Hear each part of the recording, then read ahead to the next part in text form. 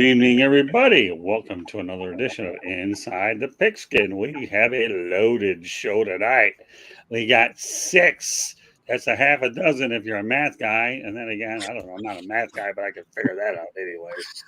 But we have the dream team of football. Coach Bono, welcome back. Always enjoy having you on every week to talk about the gridiron.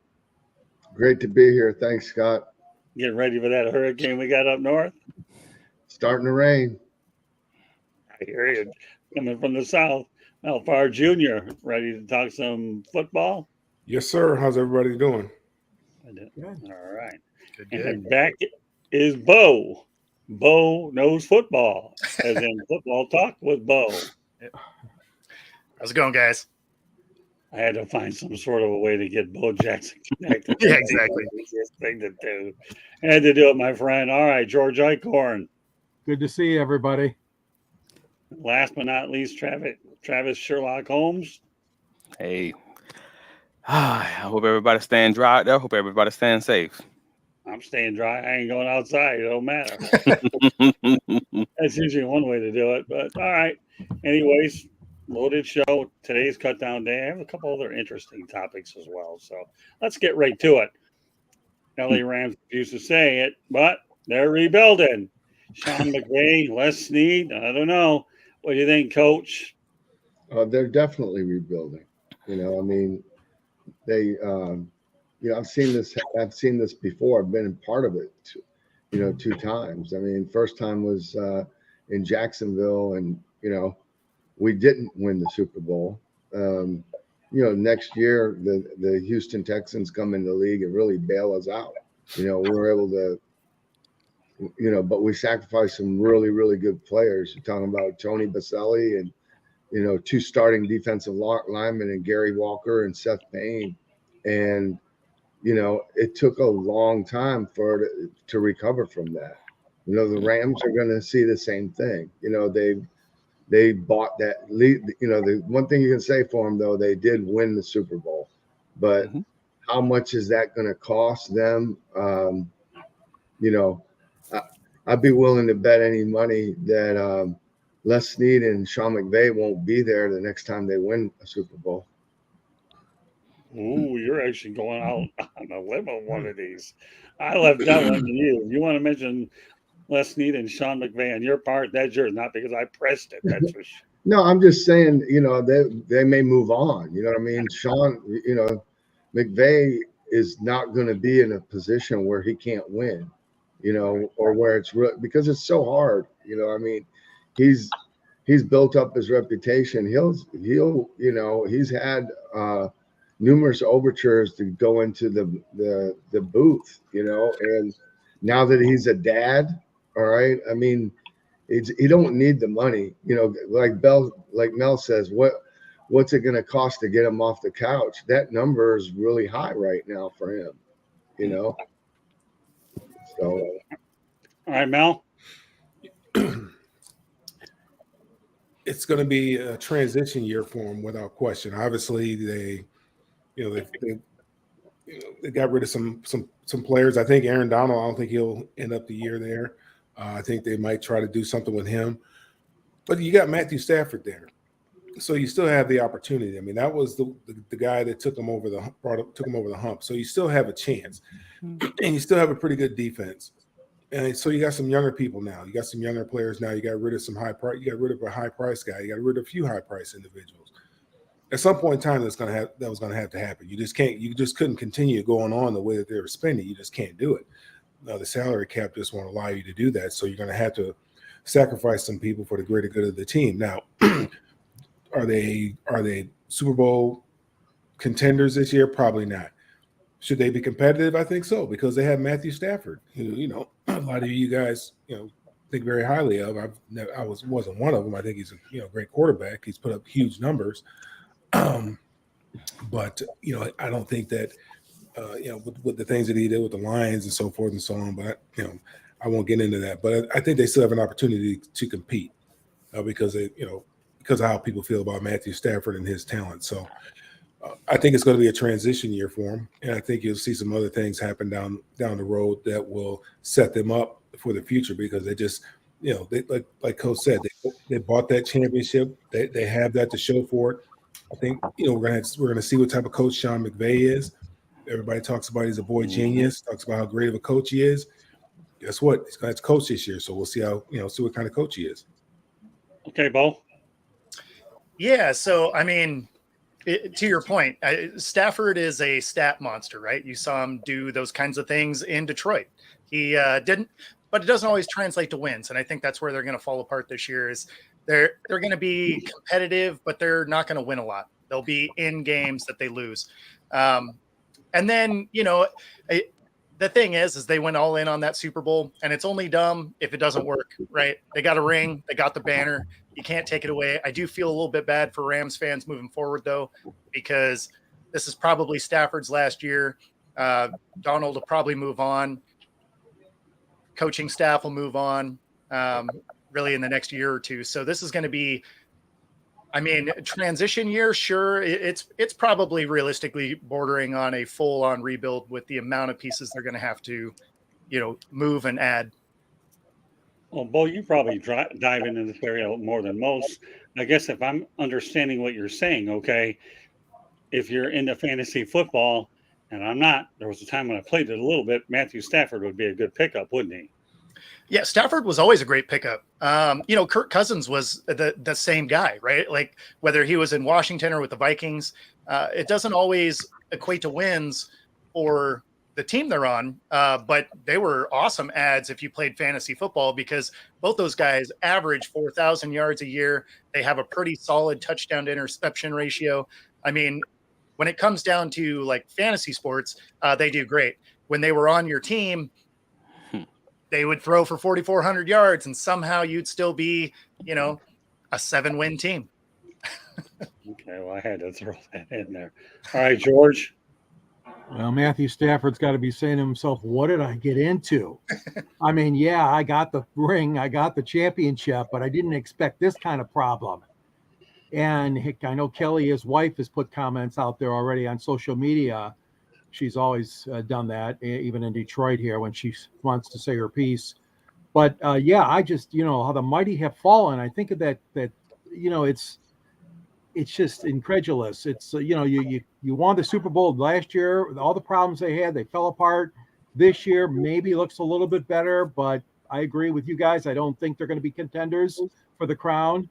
But boy, oh boy, and I know Matthew is a team player. He's got his money. He's all set, but he wants to win, and he didn't come there to lose. So I know that the Stafford question will be asked by many people, but I agree with Coach. They got their championship, they got the ring, and yeah, a little bit was bought and paid for, but boy, oh boy, the mighty have fallen. That's all I can say.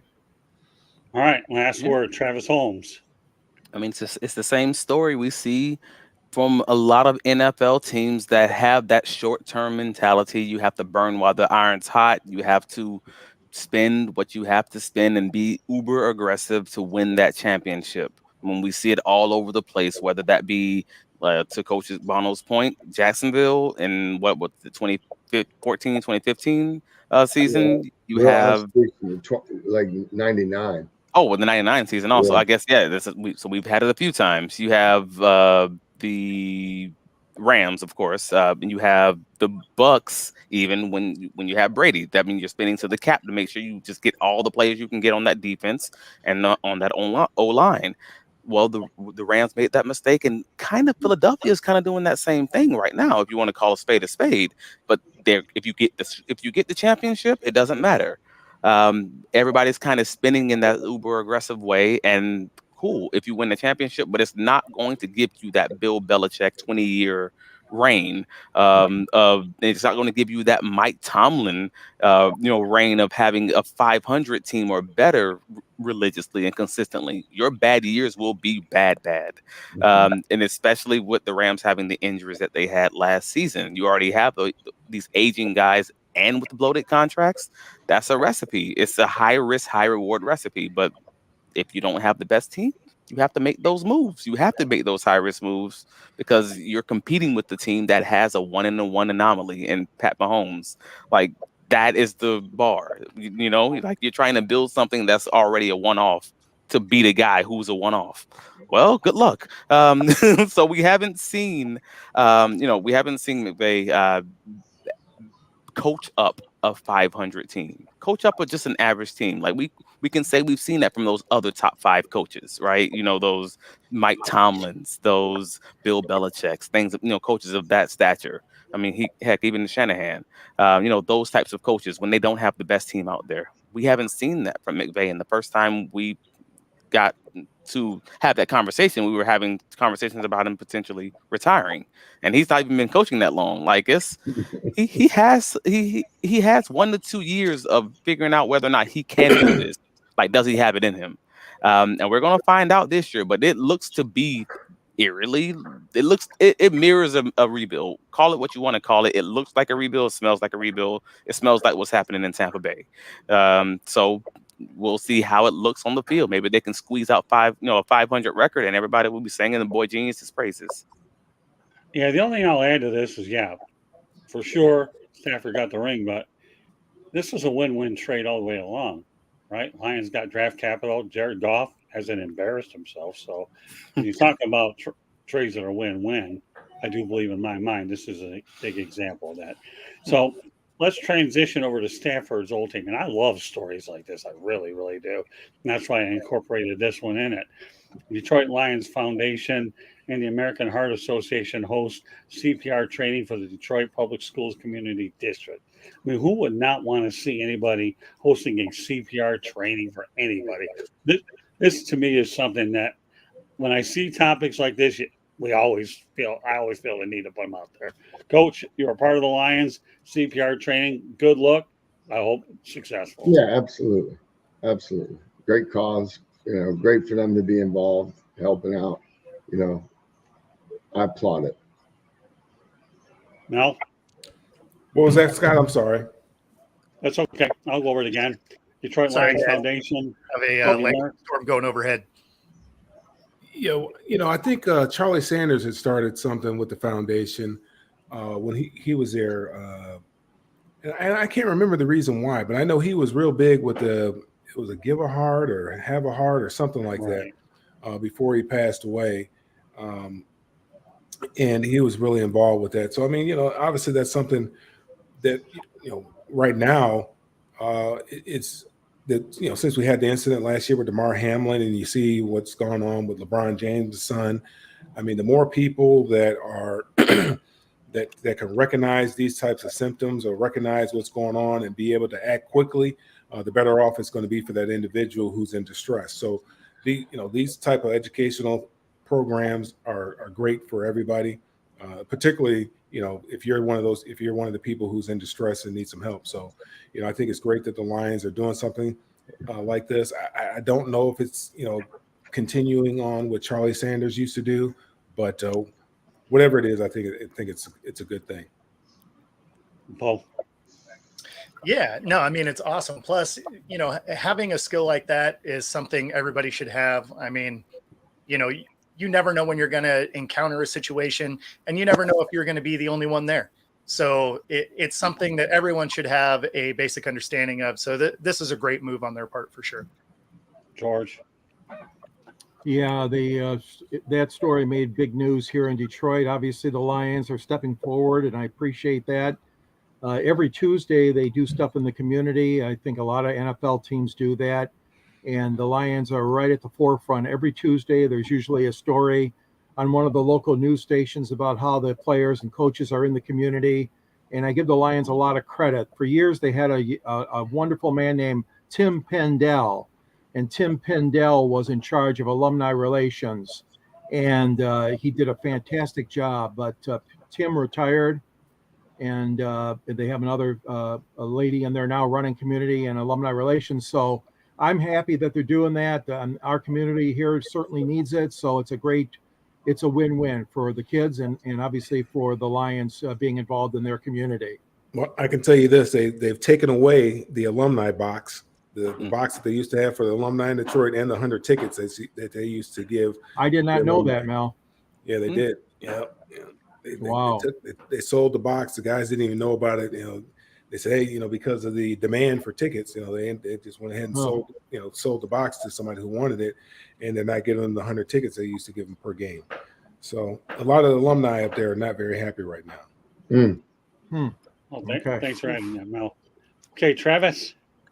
I mean, yeah. I don't think you can't say this is a bad situation. Like there's no world where it's bad to have more people having that knowledge out there, and to put it into the public schools where it can be spread out, to 6 degrees of separation. It's always a good idea. I'm CPR certified. I've had to renew my license every year for 6 years now. I learned at my last stop. And it's not a bad thing. It's actually a really smart thing. And that I was happy to be CPR certified because honestly, I didn't know you had a different CPR for people of different, weights and sizes. Like if you have a baby, you have to hold them by the foot and do it, upside down versus if it's a toddler, the different frequency of the beat as far as how fast their heart rate goes, like all these things that most normal people just don't know. So to actually train that out into the public, putting that into the actual public schools, there's no world where that's a bad idea. Like more information is always going to be better than less. So someone out there is going to have their life saved and be able to either directly or indirectly thank the Detroit Lions, and that's a great thing. Hand claps for them. Well, I should also point out that Damar Hamlin made the Bills 53-man roster. Anytime I associate CPR, I always have to put Chuck Hughes into the conversation as well. So how do you not? Obviously, the medicine is far different now than it was in 71, but Chuck Hughes, Damar Hamlin, but anything you can do with CPR to teach the younger people, more power to them. All right. You guys got the Reggie Brown injury also. That was you. That was Detroit, wasn't it? Yes. Yeah. Reggie Brown was paralyzed for a moment. Yeah, I thought he wasn't breathing on the field though, wasn't he? He did start breathing on the field for a moment, but yeah, his was a spinal neck injury. Right. It's a good point. Yeah, but I always associate He had Mike Utley. Mike Utley was paralyzed. I was at the Mike Utley game. I was at the game with Mike Utley there. That was tough. And then I would see him a year later after Thanksgiving. I talked to him on the side. What a classy person Mike Utley is. Something occurred today. Well, let's get to it. Where will Bailey Zappi land? Because obviously he's not in Patriot land. So, all right, Coach. Have any ideas where you think Bailey will be off to next? Man, I'm gonna defer on this one because I want to hear what the panel has to say because I really don't know. All right. So do you want to come in after the panel then voice your opinion? I'll give him a thumbs up or thumbs down. That's works for me. This guy, he's getting good at this broadcasting thing. I know what I want to say something. Okay, well then we'll turn over to Mel, and then we'll let Coach give the thumbs up. I like that. So when I saw this, I was really surprised, and I had to go back and do some research on it. So they let go of Bailey Zappi, and they let go of Malik Cunningham, who was also still on the roster. They had let go Trace McSorley yesterday. So I'm like, well, who do they have on the roster as a quarterback? And I think, if I'm not mistaken, they only have one quarterback on the roster right now. I'm like, well, you have to have some pretty big gonads to do that, to expose your quarterbacks like that. I believe that Bailey will be back with the team. Now, if I was a GM, just being me, I'd snatch him up just so that Bill Belichick couldn't have him. if I had the ability to do that. If I had the roster flexibility to do that. But how dare you expose this guy knowing that you're going to bring him back? The guy played well for him last year. I think it's 3 or 4 starts that he had when Mac Jones was injured. And a lot of people were calling for Zappi to play. And a lot of people thought that Zappi maybe should get an opportunity to start for the franchise because some people, like some of you guys on the panel, aren't too high on Mac Jones. I like Mac Jones. I think Bill Belichick did Mac Jones a disservice last year. I said it last year. I think that was the worst thing he could possibly do for his development, is to have a defensive coach with no previous play calling experience on the offensive side of the ball, become the offensive coordinator. And I said it was going to stunt his growth, and it did. It affected him. But now he has somebody that he's very familiar with there, and I think he'll do well. But I think that, to answer your question, I think that Zappi will be back on the roster. I think they exposed him to keep somebody else on the roster that they can put on injured reserve, so they'll be able to come back in 4 to 6 weeks, however long you have to stay in injured reserve now. All right, Bo, what do you think? Yeah, I think ultimately they end up bringing him back. He'll probably clear waivers and then they'll throw him on the practice squad or something, basically to massage that roster. Either that or they have a plan to maybe go get Colt McCoy or something like that that has a history of being a really good quality backup quarterback. George? Yeah, I agree with what Mel and Bo said. I mean, they did expose him. He's on the waiver wire. We'll see if anybody picks him up. But my inclination is going to be that he's going to end up back on New England's roster. You know, he did well in those games he filled in last year. The fans were chanting his name. I remember from a couple of those victories, and he hasn't had a terrible preseason. I mean, you know, he hasn't had, I don't think, any interceptions this preseason in the amount of work that he gave, or the amount of work he turned in the games that he played. So yeah, it is kind of weird though to see a team like any team in the pros with no quarterback. I mean, one quarterback, your starting quarterback, but they'll take care of that in the next 24 hours, I bet, with him or pick up somebody else. What do you think, Travis? Well, it's interesting just looking at the teams at the top of the waiver wire. I mean, he obviously would have to clear waivers, and he's at least someone who has. He is someone who I believe NFL teams would at least question whether or not they should give him a chance. Like that's why I'm like, will he clear waivers? Because he's still a quarterback. And he's a quarterback that you at least have tape on. He's not like a brand spanking new rookie. He's not, he's someone that's a hard one. And because of that, it makes me think of one of two teams, like someone like Los Angeles Rams, which we were just talking about, which I think is interesting because I believe the Rams only have, what was it, Stetson Bennett backing up Stafford. So then that's a questionable one because I'm not 100% sure how they feel about him, if I'm being real about it. Or someone like the Carolina Panthers, who have Andy Dalton as their backup. Like that's a different one because they have Bryce Young as their starter, and they're different types of quarterbacks stylistically. So I'm wondering, do they want someone who's going to stay within the scheme of the offense? Cool. Then maybe taking a flyer on someone like Zappy makes sense. But those top 5-6 teams, he doesn't fit the style of their offense. He just doesn't. They're already rebuilding their offense with someone who is athletic, like the starting quarterback. Someone who can run and pass. And Zappy he's a guy, but he's also still a guy who might get that flyer. And that because of that, I think I'd question whether or not he would just clear waivers. All right, tell you what I think on this one. I don't know why. I just have a feeling on this. And Coach, it's like when you have a feeling, right? A real feeling, right? I have a feeling that the Arizona Cardinals could come into play because of Kyler Murray's lack of durability. What do you think? I don't know. They just signed Joshua Dobbs. They just traded for him, didn't they? Yeah. I don't care about Joshua Dobbs. Josh Dobbs. I mean, I thought about that one too. Yeah, Joshua Dobbs, all well and good. It's just a feeling. I just have a feeling. Well, see, they signed Joshua Dobbs knowing that they didn't have, Bailey Zappi to snap up, but you never know. Coach, tell us what it's like. You have the 53-man roster, right? But then what happens in those couple of days? Okay, well, they must feel that the worst case scenario is that they bring them back, right.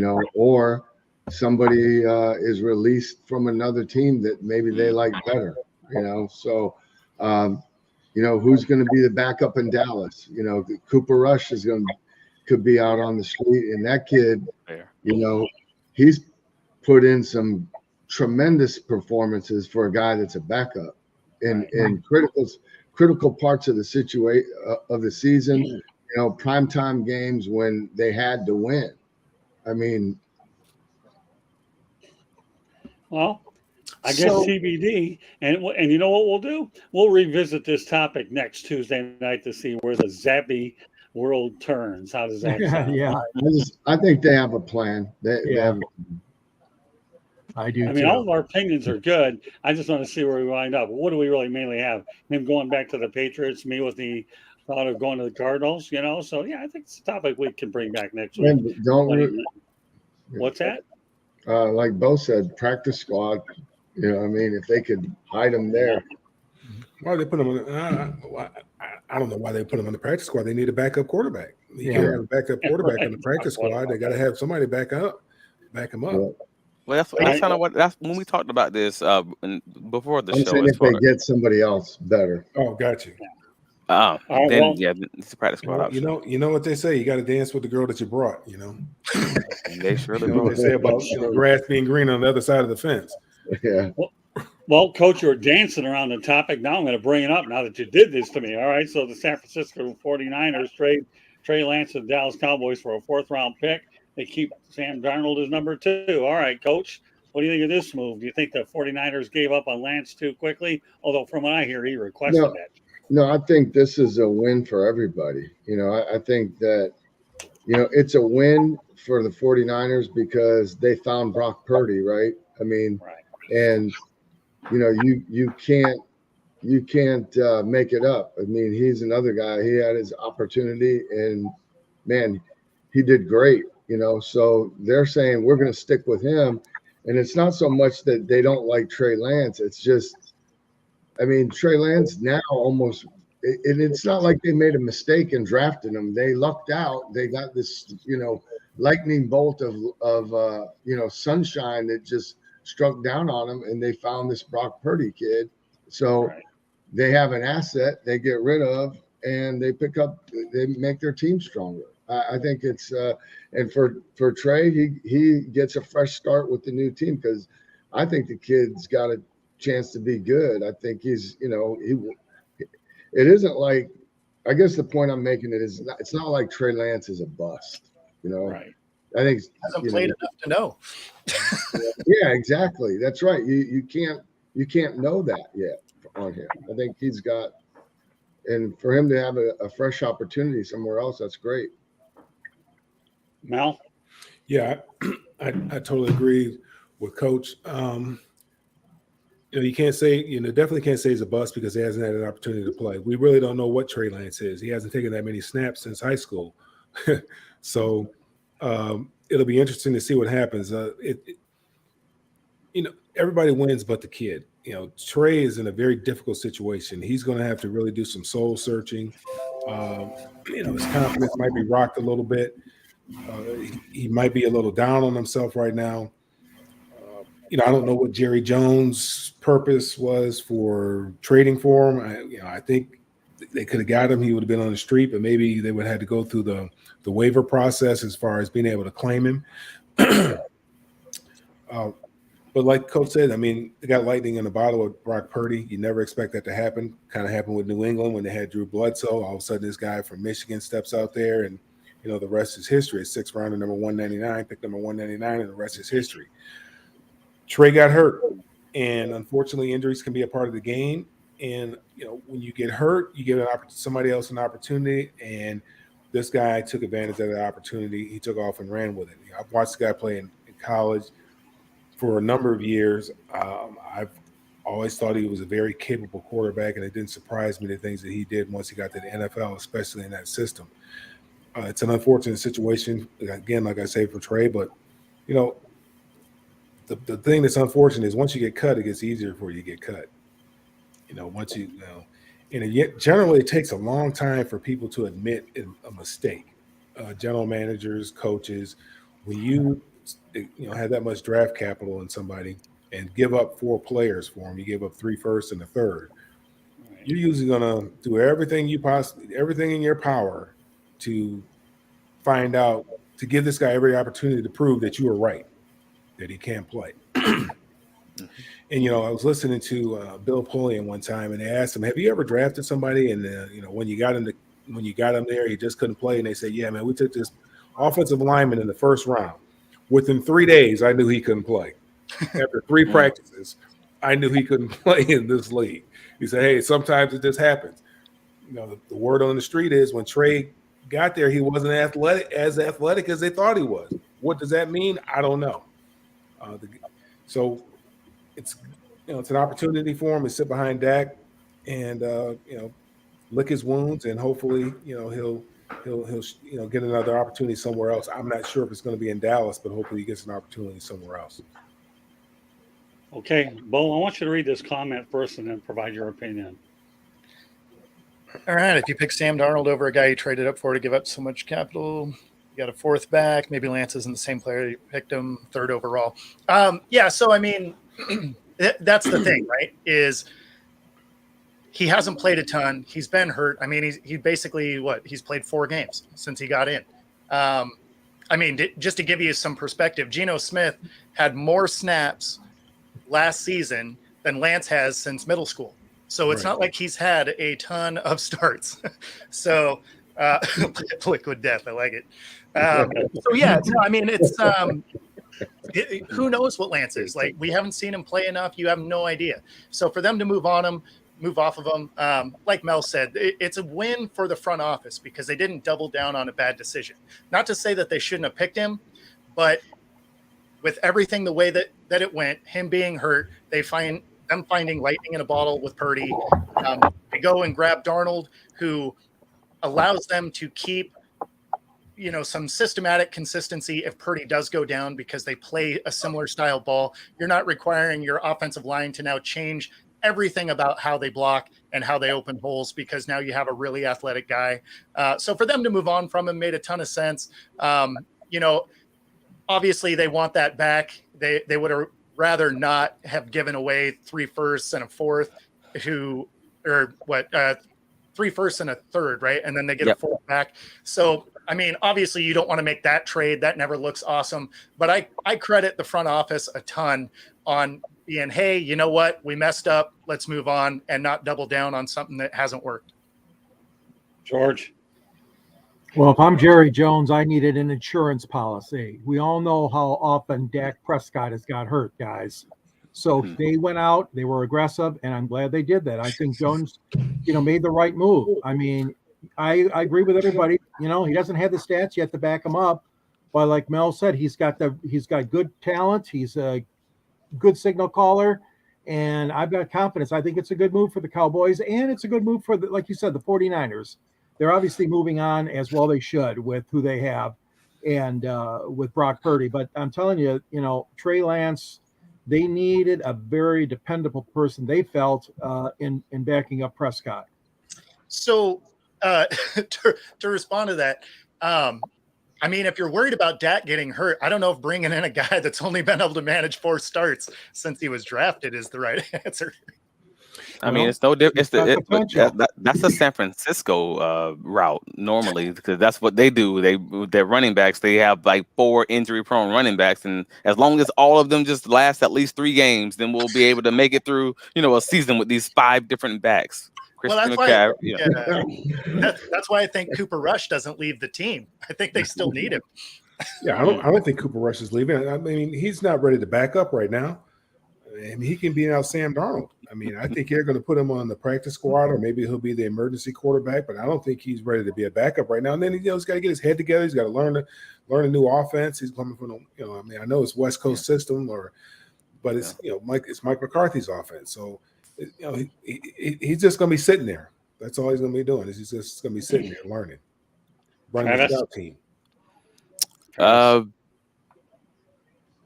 I don't know why everybody's mad about San Francisco. If you want to be honest about this, I know I'm supposed to be angry, and if you're a San Francisco fan, are you truly angry at the team for finding a quarterback?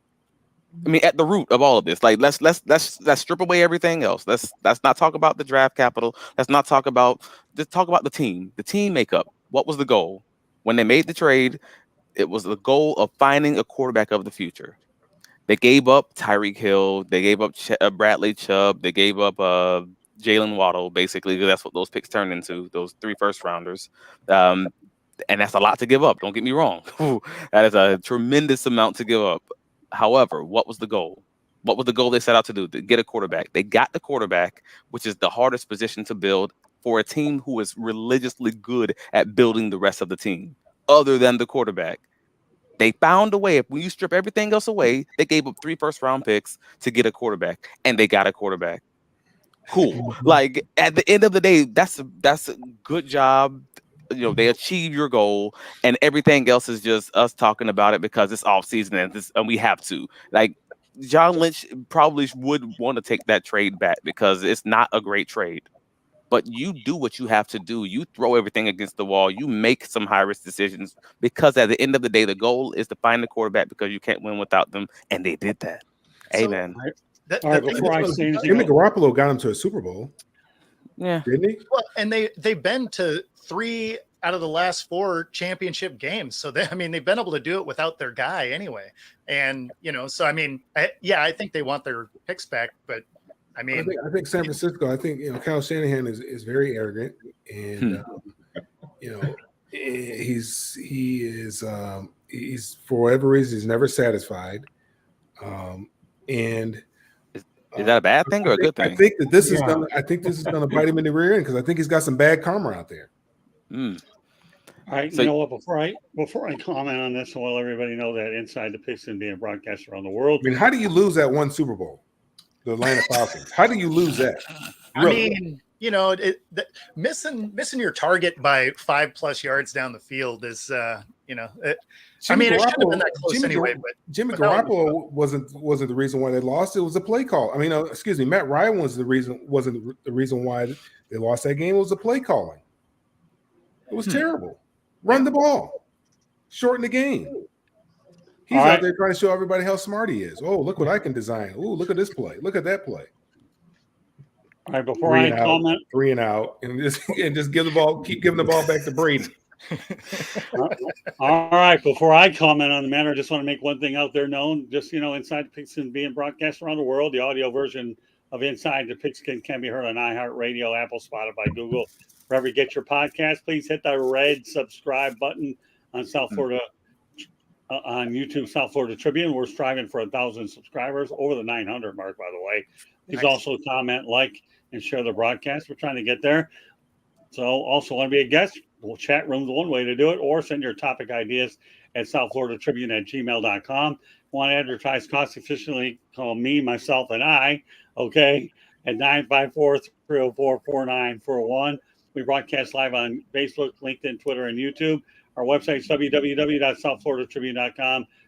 Twitter/X @Tribune South is where you can find us there. And Candy Ebling is behind the scenes. All right, all I'll say about this is that as much as you hated to see the Trey Lance experiment not work out, when you can make a good decision in personnel to find a quarterback, I've seen bigger mistakes than that. That's all I'm going to say about it. So, Right. I have, and not like this catastrophic mistake because they got Brock Purdy, okay? Right. And Sam Darnold, is an experienced backup, and we'll see what happens as they add other quarterbacks if they need a third one. So, all right, you know what? I'll go one more, and then, Mel, you're going to take it over, all right? Arizona State self-imposes a bowl ban for 2023. It occurred under former coach Herm Edwards, who, by the way, I lost respect when he didn't. I'll never forget this for as long as I live with this guy, okay? When he says he's never seen a person die in the field and he's 67 years old, he don't know as much about the history of pro football as I thought. With that said, okay, Arizona State self-destructs and they impose a bowl ban for 2023. What do you think, Coach? Well, there's only one reason anybody does that, okay? And it's the same thing we talked about last week with Michigan. That means the NCAA is involved and sanctions are imminent, okay? They're coming. So, it's and again, it's the same as Michigan in a lot of ways, a lot of similarities. It's almost like a plea deal. They're going to impose these sanctions on themselves with the idea that, when the NCAA comes along, they say, okay, well, you served your penance. Now, the unfortunate thing is, it occurred under Herm's watch and he's gone. You know what I mean? So it's the mess that's left behind for the new staff. But I don't know, it's probably I don't know how good they are. I haven't looked at the roster and all that. I don't know how strong of a team they're expected to have. But in the end, in the long run, Herm probably won't coach again. If he does, and it's in the college level, he's going to have a show cause. But it's one of those. It's a plea deal. Enough said. it's a show cause, but you know what? He got paid for $1 million. He's a lot smarter than most of them. He got Yeah. $4 million for a show cause. For a lot of these guys wouldn't have got paid. So the guy is a shrewd businessman, and you're Yeah. right. And here's the thing, you're right, Coach. If they finish under 500, what's the difference? You're giving imposing a bowl ban on a team that ain't any It's good. not All going right. to be roll eligible, right? Yeah, we'll see whether or not that Arizona State football smarter than we think they are, because they know what they've got and knew they're not going to be any good. Let's just show good intentions and Yeah. cough up a bowl ban.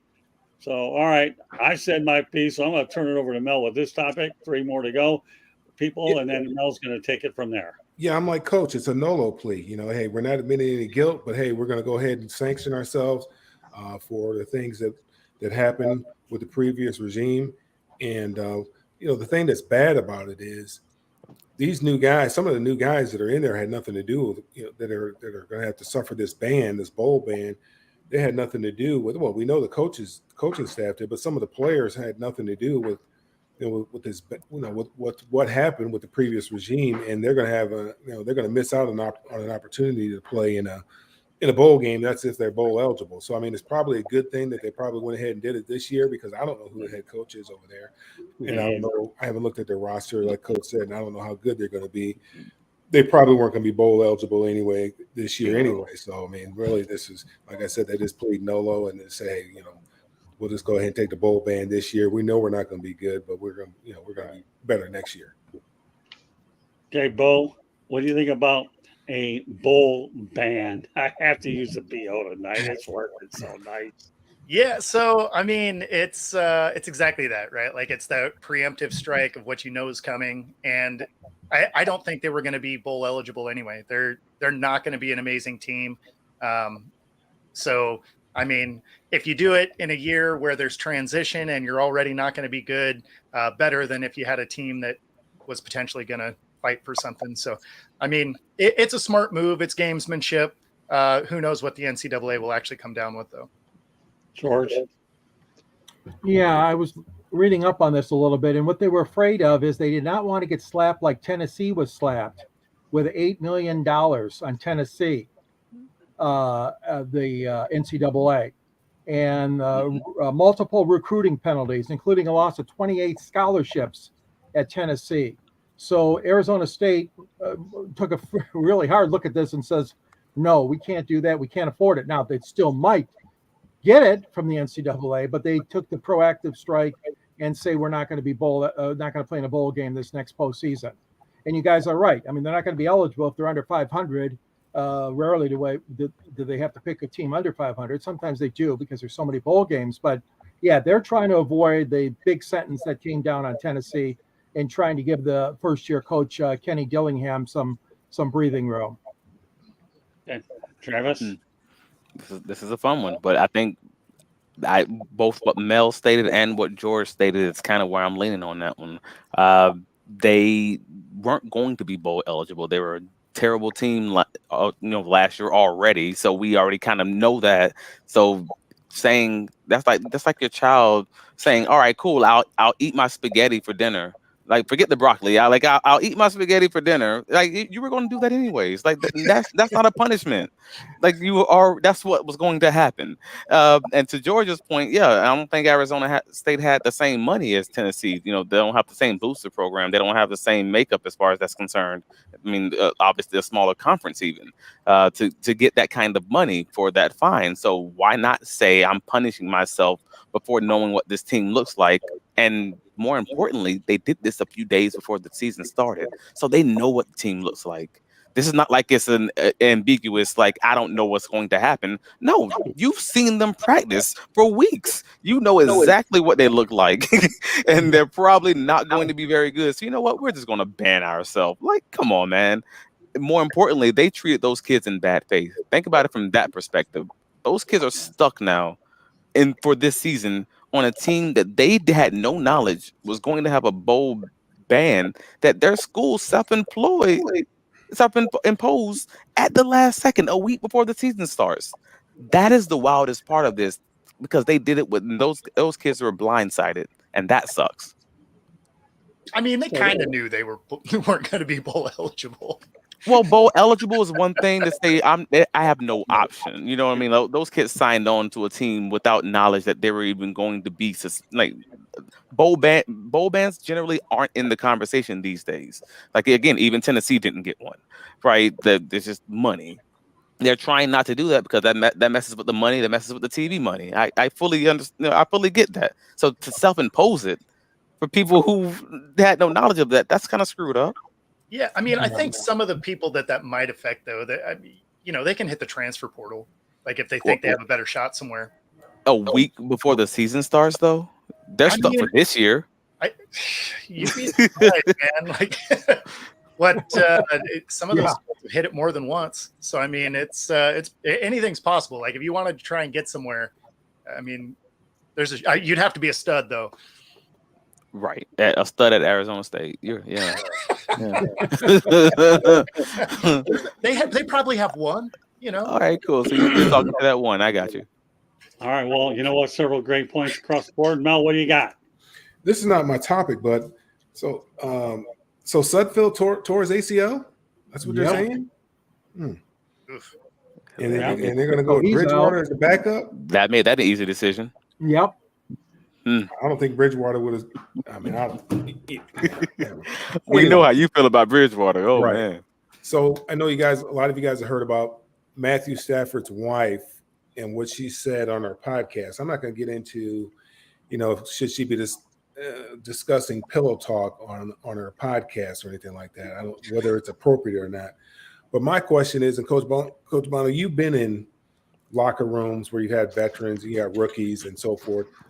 Whose responsibility do you feel it is to try to connect with the younger players? Do you feel it's the younger players that should go up to Matthew Stafford, or is it Matthew Stafford should reach out to the younger players? He said, he can't connect with these young guys. All they do, used to be when in the locker room they might be playing cards or dominoes or whatever. Now he goes out there, every kid's on his phone, and he says he just can't connect with these players. I mean, how difficult is it to walk by a guy and say, "Hey, what up, man?" Just to say something to him, tap him on the shoulder or something like that as you're walking by with your towel wrapped around your waist, walking out of the shower. But Coach, whose responsibility is it? Whose responsibility do you believe it is? Is it the younger person responsibility to reach out to Matt Stafford, or should Matt Stafford be the one reaching out to the younger player? Because a lot of these guys, I mean, they probably look up to Matt Stafford. They're probably scared of him. Exactly. I think that's the deal. I mean, in a perfect situation, it's symbiotic. It happens from, the young player wants to learn. He wants to be around the best. He's picking the best players on the team to emulate and learn what their routine is, how they manage their body, how they handle their family business, and all of those things that a young player needs to learn. But also believe that you lead from the front, and as the leader of the team, you're going to have to depend on these guys, these young guys, and they're going to play critical roles on the football team. Then I need these guys if I want to win, right? So yeah, it's incumbent on me as a leader to make myself available, to reach out, to find a way to get to their level, right? I mean, that's all part of it, right? I mean, I've always believed that as a coach, if you have 100 players, you have to know all 100 personalities. You have to understand what makes those kids tick, what they respond to. Not everybody's going to respond to hard coaching. Right. Some guys, that might be the only thing they do respond to. Right. So, you have to be able to ask those tough questions and create an environment, but also opportunity for those conversations to happen.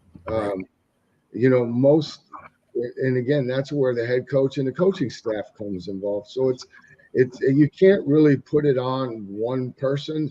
It's more the culture of the organization, the culture of the team, and ultimately it's the head coach that drives that. All right, let me just mention some of the chat room, Mel, first, and then continue. Well, Jeremy Ballright, from other sources, Stafford asked the equipment guy, take a picture of all the young guys and put their name next to it like a directory. All right, Mel, continue on. Yeah, I know. I remember when I got drafted by Denver, and Tony Dorsett got traded to Denver that year. I'm like, man, I watched this guy at Pittsburgh. I wore your number when I was in junior high school. I thought I was Tony Dorsett. So, I mean, a lot of times you're just in awe. And then I looked at him, I was like, man, this little bitty guy was raising all this sand, because Tony Dorsett is a little man. I'm like, this little guy was raising all that sand. Unbelievable. But I mean, he was great. You know, how all the veterans, how they embraced me in there. I mean, I've never had a situation, I can't even understand what Matthew Stafford is talking about. I think it's really incumbent upon the guys who've been there to reach out to these young guys and let them know, because, hey, you're going to need these guys to win. You know, you're going to need these guys. You need to develop a relationship. I mean, I can talk about, there's a lot of different ways you do team building. I remember with the Rams, there's a lot of different things we did. We played basketball and stuff like that. It would be Kevin Green and, you know, Jim Everett, Mike Lansford, and we're all, you know, Michael Stewart. We're all playing basketball or softball, all kind of different team building things that we would do to get to know one another that, you know, that brought us closer together. So, Bo, what do you think? Is it incumbent on Matthew Stafford, or is it incumbent on that rookie to try to forge this relationship? I mean, you know, like Coach said, it kind of has to go both ways. But I mean, in the interest of your team getting better, you would think Stafford would step into that role a little bit more. You know, that's one of those, he's the leader of that team. He's the face of the franchise as it sits today. So it's one of the things I always appreciated about the way that Peyton Manning or Tom Brady kind of conducted themselves, right? Like if you talk to anybody that played with either one of those guys, they're like, yeah, he knew my name. He seeked me out, you know, and it's not like people are saying Tom Brady was the hippest dude out there, right? Like, I mean, a lot of guys were like, I mean, he's just kind of a corny dad kind of guy, but he made the effort to include everyone on that team. And I mean, if you're trying to galvanize a team as a unit, you know, and you're the leader, then if the team isn't coming to you, then you need to go to them. George? Yeah, it reminds me of when a substitute teacher comes into a classroom. You know, I don't know who all these students are. I mean, the teacher that isn't there because of you're filling in for, she or he might have not had time to tell you. You know, Joey's a troublemaker, and watch for George in that third row. He likes to shoot paper airplanes. I mean, come on, Matthew. I mean, you're a professional. You're grown up, and you're making a ton of money. And it's incumbent upon you to be more open and to search these guys out, to get to know them. How you doing? I know you had a big, beautiful home in Detroit. I'm sure you got a big one in Southern California. You know, you could have a barbecue on a couple of different days. Maybe do the offense one day and the defense. If you can't fit everybody in your backyard. But I'm sorry, I don't. You know, I like Matthew. He's a great quarterback. He's a good human being. But this is a bit too far for me, Mel, to believe that he cannot be the leader that, like you guys said, should be in that clubhouse and learning these guys and getting to know them and having their backs, and then they'll have, you know, his back too. Absolutely. Travis? And so if you don't mind, can I read what she stated? Like Sure. the specific language. I want to make sure we're saying the same thing. She says, so it's kind of crazy. So Matthew's been in the league a long time. So he's like the difference in the locker room as it's changed so significantly. Like they have a lot of rookies on their team. They're very young, but he's like, I feel like I can't connect. In the old days, you come out of practice and you shower and people would be playing cards and interacting. But now they get out of practice and meetings and during training camp and they go straight to their phones. They say sir to him and he's like, no, we're on the same level here. We're both playing in the league. Let me get to know you. That's her whole statement on it. So I'm looking at that like, all right. I mean, I get that on some level. Like you almost feel like you're intruding on their time. They're not trying to interact and you're forcing yourself on it. But that kind of comes with the role. But I think what another piece of that is also the fact that he's coming from a team that was a really old team, not just a veteran team, but like a really old team, because they had so many veterans that you probably had half of your roster being guys, even the lower paid, like they were lower paid veterans. Like, you know, you have 4-year guys who are getting paid, you know, maybe vet minimums on that Rams team. And now they've just like erased a good portion of that roster to being filled with rookies. You have like different position groups that have like minimal veterans there. So it's not like you can't even say, all right, I'm going to go to my guy, that one linebacker. Like, I don't know all 50 people on the team, but I know I got my one dude over here who can, let me talk to him and he can get everybody else together and we can figure this out. Or, that one linebacker who's kind of taking control of the defense, and we can kind of talk to that guy and we can get this, piece together. And if they don't have that as a team, because they're still trying to figure that culture out because of that rebuild we were just, talking about a little bit ago, then that maybe that's part of that equation. It's like, hey, I'm getting to know these guys. We're rebuilding what the culture even looks like. Some of these veterans may not even be here next year, which you guys established earlier. And it's like, all right, cool. So then how do you build that culture if I'm only a piece of this? I can't necessarily blame Stafford for that. That's a real life situation. That's like starting a new job and nobody's really talking to me and I'm just going to have to force my way on them. It's the role, but it does suck. Well, I think, maybe because he that wasn't the team that he was drafted by. Maybe he doesn't really feel that ownership there because he wasn't drafted by that team. He's only been there, this will be his third year. Last year, he wasn't playing that much. And so maybe he feels like an outsider as well. How things were done in Detroit versus how things are done in LA. Somebody has to step up and say, hey, this is who we are. This is how we're going to be, whether it's the head coach, whether it's one of the older veterans, somebody's, if you just go, like you said, invite the guys over for a barbecue. You'll get to know folks then. Don't give them too much alcohol though, because you might get to know them a little more than you want to. Just invite the guys over and have a good time. Shoot the breeze with them, and they'll get to know these players. Have their significant others come over, have the kids come over there, tear up your house, go through all your old candy and whatnot. But you'll get to know the guys that way, and they'll have a better appreciation. And they probably won't call you sir then. They'll maybe they'll look at you more like as a teammate as opposed to an elder statesman.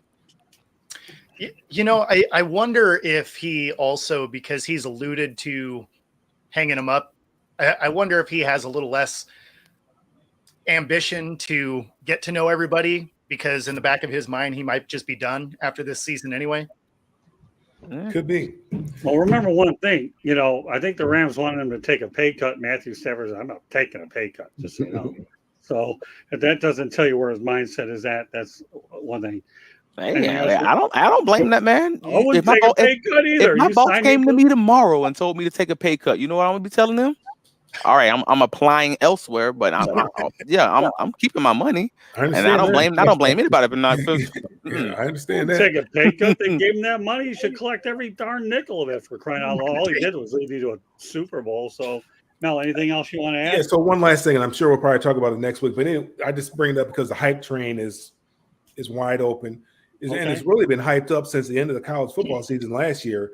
This Colorado TCU game. I mean, they got Deion Sanders riding on a buffalo. They're playing old songs, Too Legit to Quit. Deion singing and dancing in the songs. And, man, they got this hype train going. So, who do you have? Just TCU or Colorado, Coach? Oh, man. Colorado, TCU lost their quarterback. He was just released by the Chargers. I'm sure they'll probably bring him back and put him on the practice squad. But, so I guess it could be in the rebuild mode. We don't know what Deion has over there. We have no clue. So I know that's what makes it intriguing, right? I mean, and neither does TCU. How hard is that to prepare for? I mean, you could probably figure out a scheme. Well, they got a new offensive coordinator. Offensive coordinator came from, I forgot. Where did Saban go to school? Kent State. Yeah. So that guy's a excellent football coach. Right.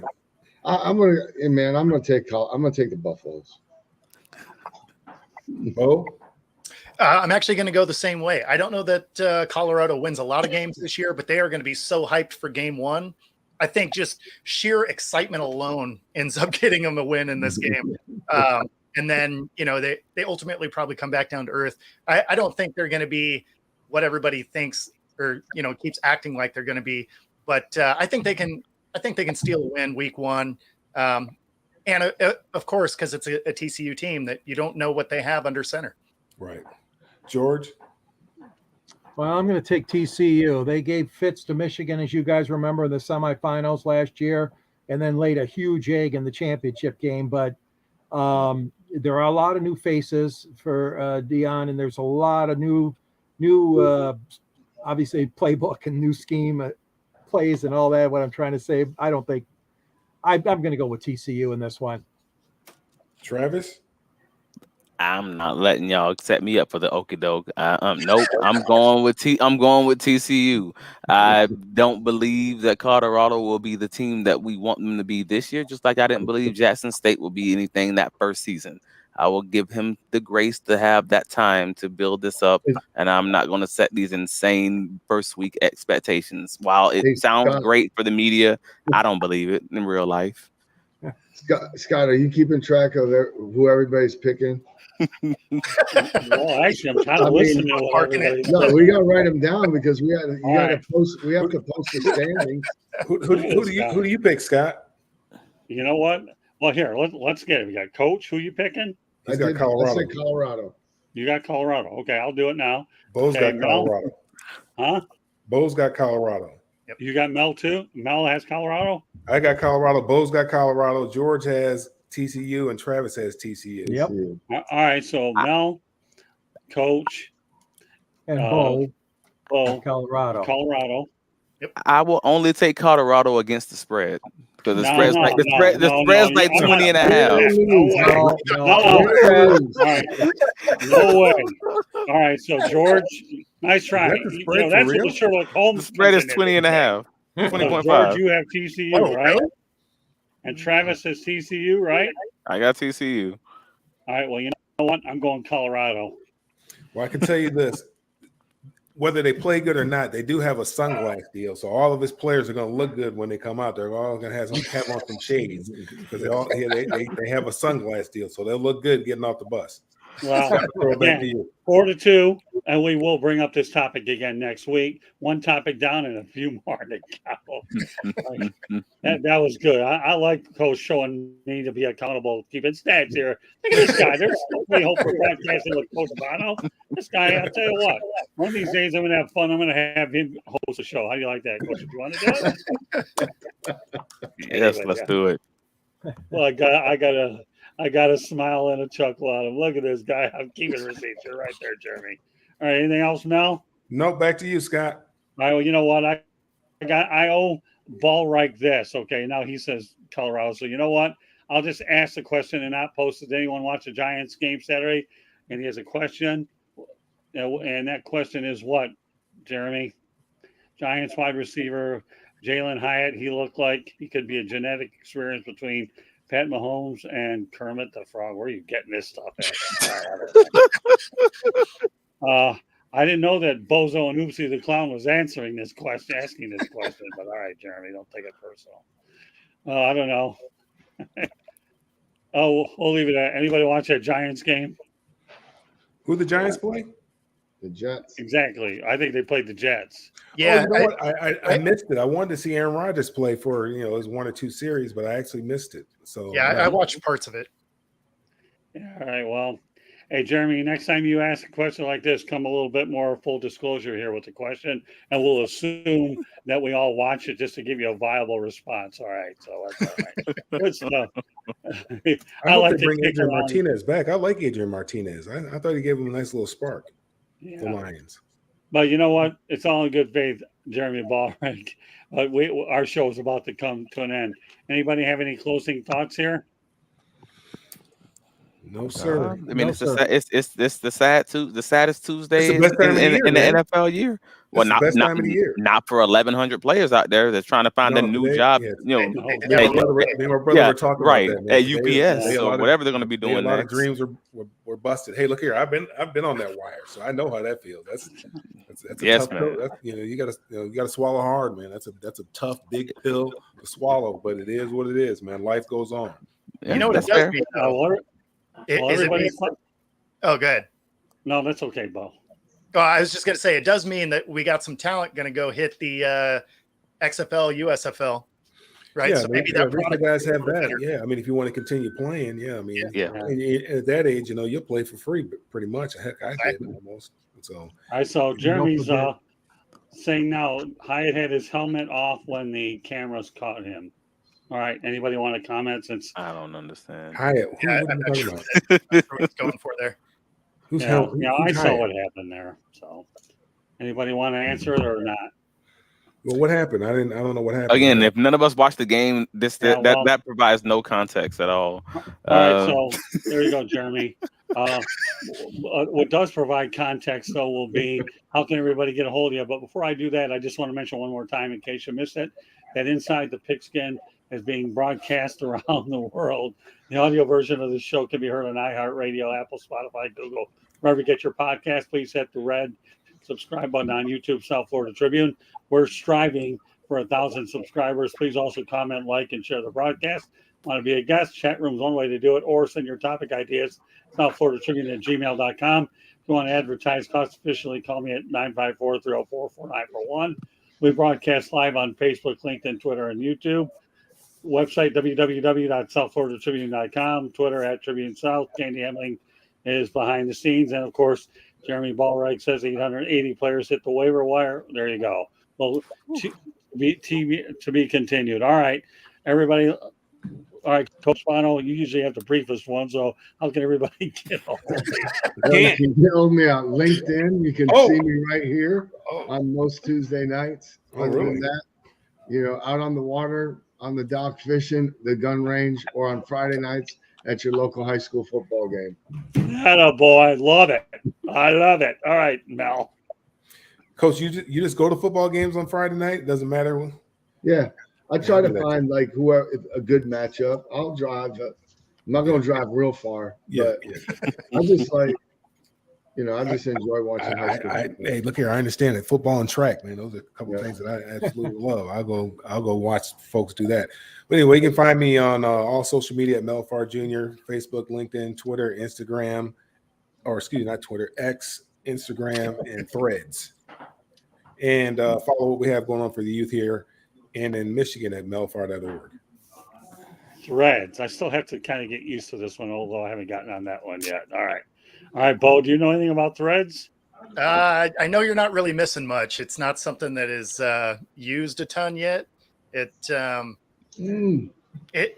not effectively, I guess I should say. I mean, there's users on it, but it doesn't have the fluidity that Twitter, X, or whatever you want to call it is. So they got some stuff to work out on Threads. It could be a good platform, but it's just not quite there yet. That being said, I am on Threads and every other social media at Football Talk with Bo, and of course right here on YouTube at Football-Talk. Okay, we'll go to Travis. You can find me on all the socials at Travis D Holmes, whether that's Threads, actually I changed it. I am an adult now. It is no longer Trav Lights Bacon. I let that go after being vegetarian for long enough, So I am now officially even on Twitter, Travis D Holmes. Also on Facebook, on Threads, on Instagram, etc. I don't call it X. Your mama named you Twitter. I'm gonna call you Twitter. So we're going with that one. But I appreciate you guys having me. And if you want to find any of my Jacksonville Jaguar writings, you can go to bigcatcountry.com. All right, ditto, Jeremy. Go ahead, George. Wrap it up. Detroit Sports Broadcasters on the Air. I authored the book. It's available for not very much cost. There's a link to purchase the book at the end of my column. I write under the South Florida Tribune and then under the Motor City Tribune, where you'll find some fine writers such as Jeremy and for Scott. And Scott's in the book with Jimmy Connors and Muhammad Ali. It's a great read. You can reach me at Yahoo at gicorn@yahoo.com, on X at SanGSports99, or you can find me on LinkedIn as well under my name. So you'll find me on 108 Stitches coming up. Looking forward to that baseball show right after this one, Scott. Good stuff, George. Of course, Jeremy's your most recent customer, so that's good stuff. So thanks, Jeremy. But that said, okay, on deck, boy, Icorn, you've always given me a million great segues, and this is the latest one in a long line of them. So, with that said, on behalf of Coach Bono, Melfar Jr., Football Talk with Bo, and George Icorn, and Travis Holmes, my name is Scott Morganroth of Motor City Madmouth. Thank you for joining us. And 108 Stitches Baseball Talk is coming up. Hope to see you on the back end on that show in just a matter of couple of minutes. Good night, everybody, and thank you very much for joining us.